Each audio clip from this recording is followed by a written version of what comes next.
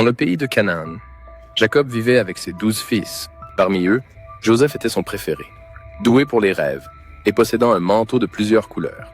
La préférence de Jacob a semé des graines de jalousie parmi ses autres fils. Une nuit, Joseph a fait un rêve et a dit avec enthousiasme à ses frères « Écoutez ce rêve que j'ai fait. Nous étions en train de lier des gerbes de blé dans le champ, quand tout à coup, ma gerbe s'est dressée et est restée debout, tandis que vos gerbes se rassemblaient autour de la mienne, et se sont inclinés devant elle. Ses frères ont répondu avec colère. As-tu l'intention de régner sur nous? Vas-tu vraiment nous gouverner? Il le détestait encore plus à cause de son rêve et de ce qu'il avait dit. Non découragé, Joseph a fait un autre rêve et l'a partagé avec sa famille en disant « J'ai fait un autre rêve. » Et cette fois, le soleil, la lune et 11 étoiles se prosternaient devant moi. Quand il en a parlé à son père, ainsi qu'à ses frères, son père l'a réprimandé. « Quel est ce rêve que tu as fait? Ta mère, moi et tes frères, allons-nous vraiment venir et nous prosterner devant toi? » La préférence de Jacob a continué, et les frères de Joseph sont devenus de plus en plus rancuniers. Un jour, Jacob a envoyé Joseph vérifier sur ses frères, qui complotaient pour le tuer. « Voilà le rêveur, ont-ils dit entre eux. Venez maintenant, tuons-le et jetons-le dans l'un de ces puits, et disons qu'un animal féroce l'a dévoré. » Ruben, tentant de sauver Joseph, dit « Ne prenons pas sa vie, ne versez aucun sang, jetez-le dans la citerne ici dans le désert, mais ne posez pas la main dessus. » Il avait l'intention de sauver Joseph et de le ramener à son père. Lorsque les marchands ismaélites sont passés par là, Juda a dit à ses frères « Qu'allons-nous gagner si nous tuons notre frère et dissimulons son sang? Vendons-le aux Ismaélites, et ne portons pas la main sur lui. Après tout, c'est notre frère, notre propre chair et sang. » Alors ils ont vendu Joseph aux Ismaélites, et il a été emmené en Égypte. Lorsque les frères de Joseph sont retournés chez Jacob, ils ont présenté de manière trompeuse son manteau coloré, taché de sang d'animal, affirmant que Joseph avait été dévoré par une bête sauvage. Jacob, le cœur brisé et rempli de chagrin, a profondément pleuré pour son fils bien-aimé Joseph, qu'il croyait disparu. La perte de Joseph, son fils préféré, a plongé Jacob dans un deuil durable, car il chérissait profondément Joseph. En Égypte, il a été vendu à Potiphar, le capitaine de la garde du Pharaon. Dans la maison de Potiphar, Joseph se trouvait dans un nouveau monde, loin du confort de l'enfant préféré de son père. Pourtant, même en servitude, l'intégrité de Joseph et ses capacités données par Dieu ont brillé de manière éclatante. Potiphar reconnut rapidement les qualités exceptionnelles de Joseph et le nomma surveillant de sa maison.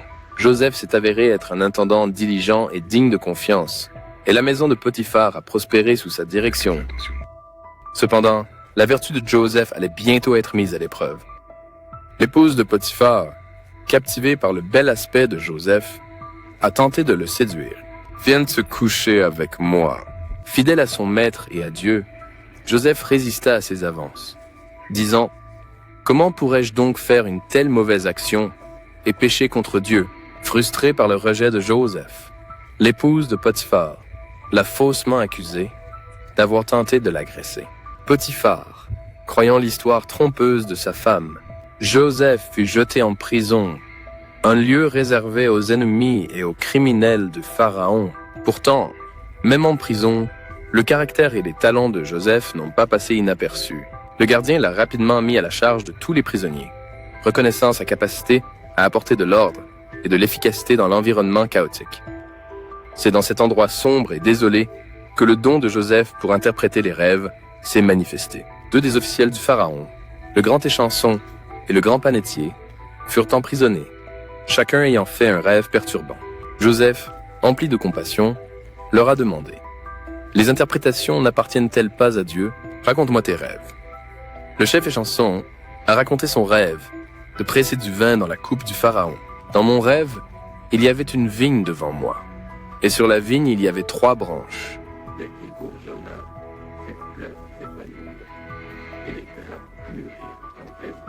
Le gobelet du Pharaon était dans ma main, et j'ai pris les raisins pour les presser dans son gobelet, puis je les remis dans la main du Pharaon, tandis que le chef boulanger racontait son rêve, où des oiseaux mangeaient du pain dans un panier sur sa tête, il y avait 3 paniers à gâteaux sur ma tête.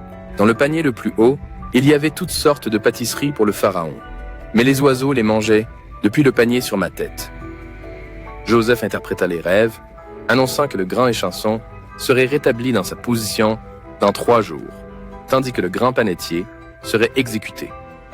Fidèle à l'interprétation de Joseph, les événements se sont déroulés exactement comme il l'avait prédit. Pourtant, le grand échanson, une fois réintégré dans ses fonctions, oublia Joseph et ne plaida pas en faveur de sa libération. Joseph est resté en prison pendant 2 années entières, oublié et seul. Cependant, sa foi en Dieu resta inébranlable, et son don d'interprétation des rêves demeura fort. Finalement, son moment arriva. Haro lui-même a fait un rêve troublant que aucun de ses sages n'a pu interpréter. Le chef échanson, se souvenant soudainement de la capacité de Joseph, a parlé au pharaon du jeune hébreu en prison, qui avait interprété avec précision ses rêves et ceux du chef boulanger. Convoqué devant le pharaon, Joseph se tenait comme un phare d'espoir et de sagesse. Le pharaon a raconté ses rêves de 7 vaches grasses dévorées par 7 vaches maigres et 7 épis de blé sain, consommés par 7 épis minces, épis brûlés.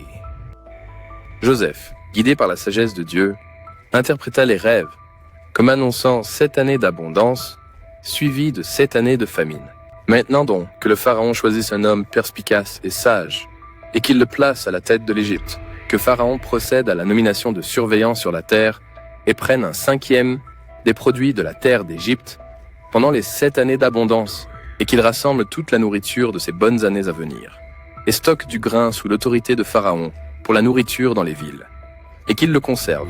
Cette nourriture servira de réserve pour le pays contre les 7 années de famine qui doivent avoir lieu en Égypte, afin que la terre ne périsse pas à cause de la famine. Joseph a suggéré.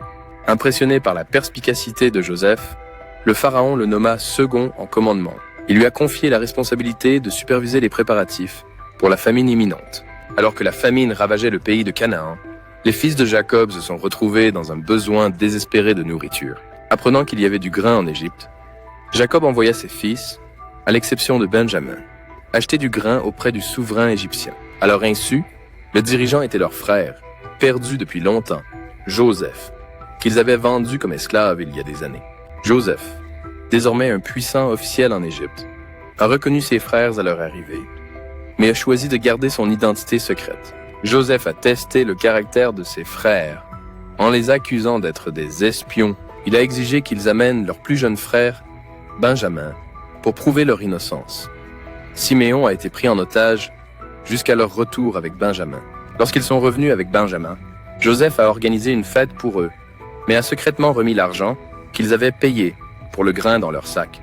Il a alors ordonné à son intendant de placer sa coupe en argent dans le sac de Benjamin. Après leur départ, Joseph a envoyé son intendant fouiller leur sac. Quand la coupe fut trouvée dans le sac de Benjamin, ils ont été ramenés à Joseph. Judas, parlant au nom de ses frères, a supplié Joseph de le prendre comme esclave à la place de Benjamin, comme Jacob ne pouvait pas supporter de perdre un autre fils. Touché par le changement de cœur de ses frères, Joseph s'est révélé à eux en disant « Je suis Joseph, votre frère, que vous avez vendu en Égypte. » Submergés par l'émotion et la culpabilité, les frères de Joseph étaient sans voix. Mais Joseph les a rassurés en disant « Ne soyez pas bouleversés ou fâchés contre vous-même, parce que vous m'avez vendu ici, car Dieu m'a envoyé avant vous pour préserver la vie. » Joseph a ensuite invité sa famille à vivre en Égypte, où il pourrait les subvenir pendant les années restantes de famine. Les frères retournèrent à Canaan avec la nouvelle. Et Jacob, après avoir été convaincu, accepta de déménager en Égypte avec sa famille. Un être joyeux comme l'était Jacob. Alors que la famille de Joseph s'installait en Égypte, Joseph continuait de prospérer, accomplissant la promesse de Dieu envers lui et sa famille. L'héritage de Joseph de pardon et de réconciliation avec ses frères. Quoi de neuf? Un puissant témoignage de la puissance transformatrice de l'amour de Dieu. Il a rassuré ses frères. Vous aviez l'intention de me nuire, mais Dieu l'a voulu pour le bien, pour accomplir ce qui est fait maintenant, le sauvetage de nombreuses vies. En effet, la sagesse et la prévoyance de Joseph, en stockant du grain pendant les années, est d'abondance. On surveille. Non seulement le peuple d'Égypte, mais aussi sa famille et beaucoup d'autres de la famine pendant les années de disette. Son leadership et le don divin d'interpréter les rêves ont été déterminants dans cet acte de salut. Alors que la famille de Joseph grandissait et prospérait en Égypte, ils se souvenaient de la promesse de Dieu à leurs ancêtres et du rôle que Joseph a joué pour réaliser cette promesse. Ils ont vécu pour voir l'accomplissement de la promesse de Dieu aux Abraham, Isaac et Jacob, alors que leurs descendants se multipliaient et devenaient une grande nation. L'histoire de Joseph sert de rappel que même face à l'adversité et à la trahison, Dieu est toujours à l'œuvre. Transformer le mal en bien et tenir ses promesses à ceux qui ont confiance en lui. La vie de Joseph était un témoignage de la puissance de la foi, du pardon et de la providence inébranlable de Dieu.